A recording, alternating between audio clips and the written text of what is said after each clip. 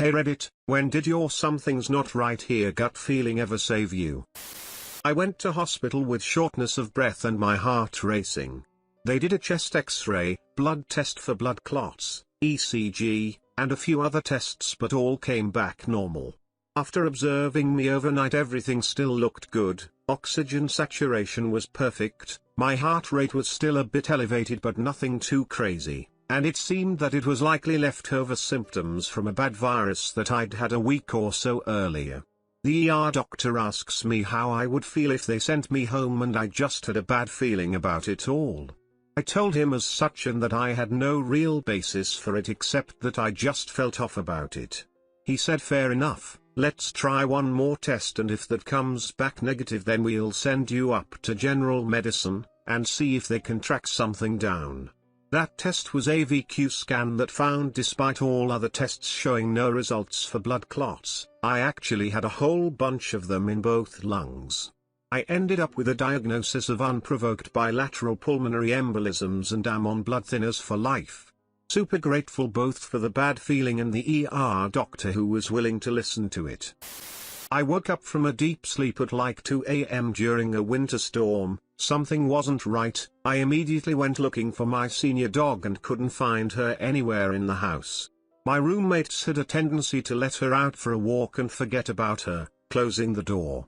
I ran to the front of the house and found her laying on the welcome mat. She was hardly breathing and covered in snow. She had been outside alone for at the very least 5 hours.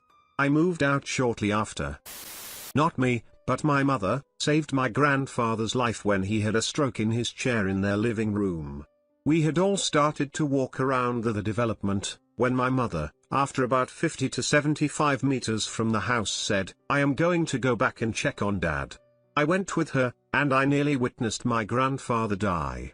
He was on the chair, conscious, but unable to move or talk, just looking at my mother with bulging eyes.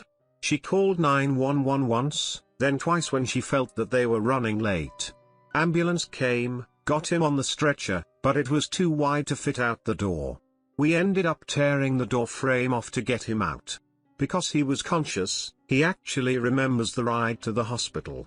He told us later that he heard the driver or someone say, there is not a chance that this guy lives. That was when I was around 5 to 6 years old. He is still alive to this day, more than a decade later. At my mother's funeral, part of his speech was about how, without my mother's actions, he would not have been able to spend time with her during her final years of life. And for that, he is eternally grateful. I'm afraid of roller coasters, mostly heights, but they go hand in hand. My friends and I went to a theme park and went on one that was in darkness and went underground. I rode it once, sitting in the back, and really enjoyed it surprisingly.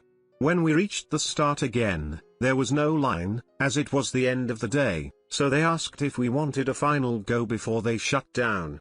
Something in my gut told me not to go on, so, despite my friends nagging, I didn't and waited with the bags. My friends came back around a few minutes later white as a sheet. About 3/4 of the way through the ride, there's a big drop, then it goes fast, and just before that, my friend in the back spar had risen up. Apparently they had to grip onto her for the rest of the ride whilst trying to push the bar back down.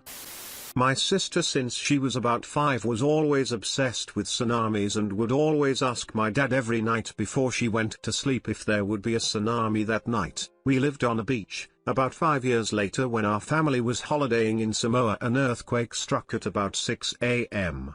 It was only a dull low rumble but went on for over a minute. Everyone at the resort woke up and went outside for a few minutes, then went back to bed. My sister, having been obsessed with tsunamis, ran down to look at the water and noticed the sea going out and saved a lot of lives, including my own.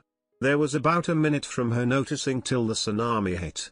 Luckily for us, there was a cliff right behind the resort. If not, a lot more people would have been killed. So something like a gut feeling 5 years in the making. Not me, but my science teacher. When she was a teenager, she was standing near some lights at a pedestrian crossing with her and her friend. Very chill, but out of nowhere she had this gut feeling that both of them had to move.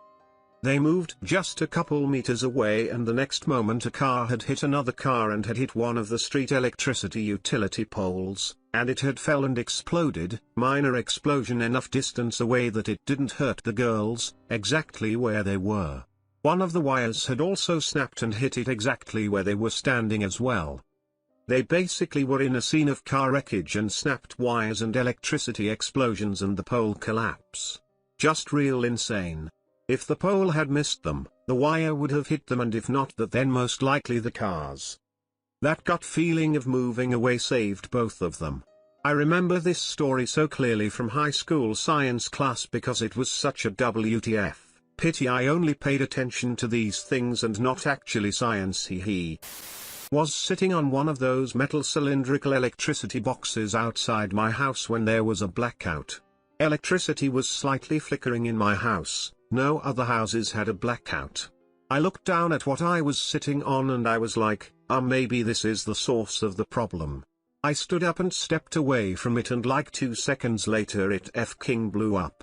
Like a pillar of flame shot out and above it for almost a full minute.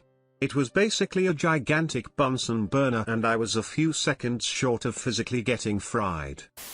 Creds to my dad for this one. Back in 2011, my dad and I was driving down the country for New Year's Eve. Suddenly he goes quiet, kind of starts breathing slow and steady, and tells me to look up the road. He was so calm and focused. I look up and see a car spinning in the middle of the freeway, ramping up speed and knocking cars off the road. This is Scandinavia, winter, pretty much on ice. I imagine the driver of that car hoping, just hoping. So my dad proceeds to accelerate towards the guy spinning, which didn't even occur to me was weird. He was just so calm, which made me calm. The car hits us on my dad's side. Half a second earlier my dad turned slightly right, which was just enough for the car to push us out of the road and completely safe into a snow hill. I realized a bit later that a lamppost on that same side we flew off to had crushed the back right side of our car, just missing the angle that would have hit me. Years later I realized the reason my dad sped up the vehicle. Getting hit by that car was a question of when, not if, and if he had not accelerated, that lamppost would have been my death. After that occurrence my pulse always drops in pressure situations. There's a very fun road that gets you from Niedendorf to Wack, or back, in Germany. You can go 50 or 60 clicks along smooth tight turns and little rolling hills. All around it for acres and acres are fields of whatever's in season and no intersections for several kilometers. It's a very fun road to go too fast on. This day, something like wheat was in and it was high. I couldn't see around the corners, but I knew the road well and was staying in my lane. And I was going fast, and smiling. About halfway in, I heard a voice in my head as clear as if the speaker were sitting next to me, and it said, "You need to slow down." It was startling and I braked immediately. 2 seconds later I come through one of the turns and into the ass end of a combine taking up both lanes and moving slowly. I barely stopped in time. Those extra 2 seconds of brake time saved a Volvo at least, but I'm pretty sure they saved my life too. My mom and her entire family were saved from dying from carbon monoxide poisoning by her dad. He left for work, got a weird feeling and drove back home. Everyone in the house was unconscious, and he had to drag or carry them all outside one by one. They all survived. In 2004, on Boxing Day. Not me but my mother.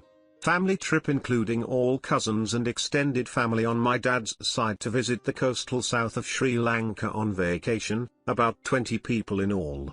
Well planned trip, last moment my mother didn't want to go. No reason at all. None of us could get her to explain why, but she refused to go. So we went inland on a different trip to see some other relatives. Around midday, the entire extended family now on both sides were sitting shocked in front of the television watching the very same hotel we booked being washed away live by the tsunami. To date, she still can't explain what she felt. Thanks for the gold and silver, guys. It didn't save me, but saved a friend. A big group of friends and I were walking home from an event in a town we weren't used to. It was night, and hardly anyone was around, empty streets and all that. We were walking down a sidewalk that had high fences next to it, so when you turned a corner, whatever was around it was out of sight. One of the girls fell behind, distracted by her phone, I think, and I noticed, so I started drifting behind as well to become a sort of midway point between her in the group. Soon, we were nearing where we were staying, and our group rounded a corner, then started making their way into the yard where our living quarters were. I saw a car drive past us, then turn the corner down the street the girl was still on. As soon as I saw it, I suddenly got this suspicious, awful feeling, so I stopped, and went back to the corner to keep an eye on the friend. The car drove past her, stopped, did a complete U-turn, and slowly started creeping up behind/alongside her. She was still on her phone, and wasn't noticing a thing. I stepped out from behind the corner, and started walking towards her. The car sped off quickly as soon as the driver saw me. It scares me that someone could have grabbed her, and none of us would have seen a thing. It would have just been one of those cliché movie moments where you turn around, and realize a member of the group is missing. To compound that potential tragedy, she'd just gotten engaged a few weeks prior. I think the fact that we had worked with some safe houses in the area, that discussed human trafficking probably aided in me being on high alert, and the area we were in was known for that sort of thing.